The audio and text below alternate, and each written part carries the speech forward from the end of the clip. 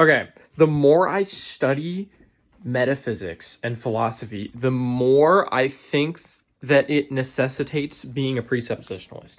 Because I think the metaphysics that we derive from the way math, physics, and science understands the universe inevitably not only to even explain those things do you need to presuppose truth that can only be true within Christianity, therefore presupposing Christianity, they point to Christianity.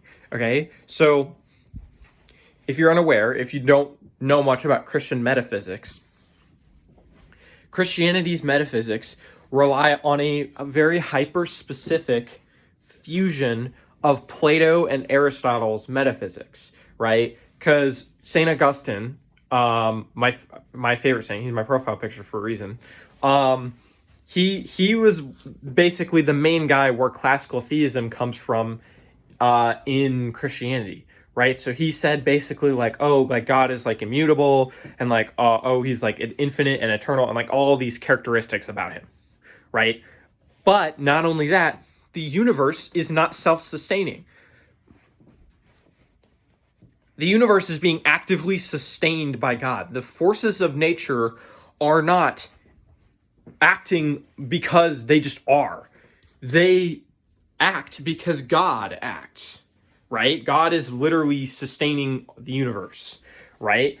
This is because the universe in some way participates in God. This is called pantheism, right? This is not a traditional pantheist sense. We're not saying the universe is God, but we're saying the universe, right? So if you do it in an Aristotelian sense, right? Matter is potency. God is pure act. Matter only has potency because God allows potency to have act, if that makes sense. If I can explain it like that, right? He doesn't just like, it's not just like he made the Big Bang and let it go. Okay? That's deism. Okay? This is one of the things that Christianity strongly avoids. Okay? God actively sustains the falling of the dominoes. He doesn't just boom, he's moving it. He's sustaining it, okay? That's also how God's providence works. God providentially interacts with the way the domino chain falls down and he can rearrange things and move things, right? He's teleologically ordering things to their end. That's providence, okay? And that's also necessity of being. That goes into like the 5 ways, right? And also, so when the way you get this from the way the way humanity understands the universe now is mathematics immediately point to Platonism, right? The more I study math, the more it is so obvious that like mathematical forms are like real, right? Which is called mathematical Platonism, right? Where like, so like for example, like the Fibonacci sequence, right? That we wouldn't just call that an abstraction of the mind. I would say that that's a real form in the mind of God. But most importantly, it's not pure Platonism, because pure Platonism says that all of the physical reality is just a reflection of the higher world of forms. Now, the higher world of forms is not just an abstraction, it is in the mind of God, right? So that's very important. However,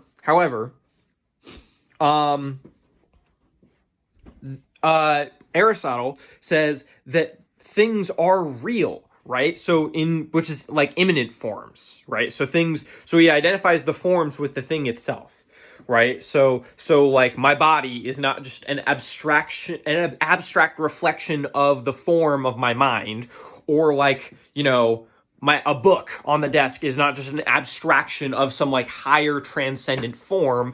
The form of that is the thing itself, right? And this is where you get into like Aristotelian, right? Because that is exactly how we describe teleology using Aristotelian metaphysics, right? The best example we can point to is Thomas Aquinas. Thomas Aquinas does everything with Aristotle. He does crazy amounts of shit with Aristotle. Aristotle is, and we also see this with like science, right? Science still uses Aristotelian teleology, not in the exact way. They use a heavily modified version of it, but they still use it to explain how things work. Now, obviously, they don't call it teleology because they don't believe things are designed. They just say that, oh, that's the purpose that it like developed itself to do, because we're presupposing naturalistic evolution. But right? But the language is still there. So the ontology of matter and the way science describes how things evolved is really, really, really close to Aristotelian teleology, and the way math describes math itself is very Platonic, right? And there's also many things in physics that point to both of them being true. This very Christian fusion of Plato and Aristotle's metaphysics, right? So this immediately leads to presuppositionalism. Immediately, because you point to this and you just say, look, you guys are literally